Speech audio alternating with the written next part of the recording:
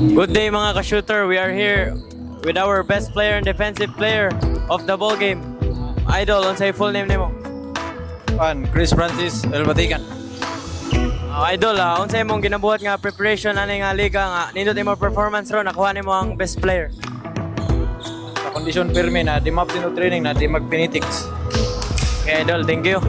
Kato defensive player, unsay full name nimo, Idol? Yan Mateo Bigazo.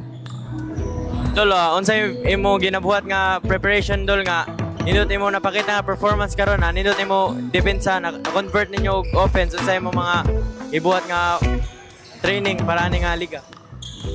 More training lang and hindi mo pinitics. And our coach, unsay full name nimo, coach? Imuelit sa Cibis. Coach, unsay inyo preparation ani nga liga? Unsay imo mga game plans sa imo team nga kuha mo usa ka kadaugan karon sa inyong first game o unsay masulti nimo sa imong mga player? Una-una, salamat sa Ginoo nga kay ta sa duwa nga wala na injury, wala na disgrasya. O isa pa sa mga preparation, nag-practice lang mi, nag-conditioning lang mi sakto sa depensa, mas gi-secure na magtarong para less error. Kasi ganahan pasalamatan og gi-shoutout. Una-una, salamat ko sa mga kinikanan nga nisuporta sa mga player.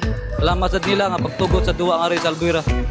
Salamat sa ko kinikanan nga suporta permanente ug labi na sa mga eskwelahan sa City High. Salamat kayo sa principal, kay Ma'am Blakel, kay Ma'am Rigner. Salamat. Ay ganahan ni shoutout.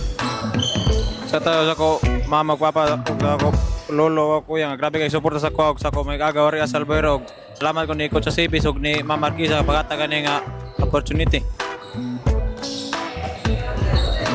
Shoutout sa papa mama dia. Suporta na ako. Thank you kay ma pa.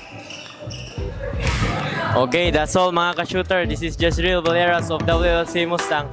For more updates, please like and follow the FB page Abay Shooter D-League Season 4.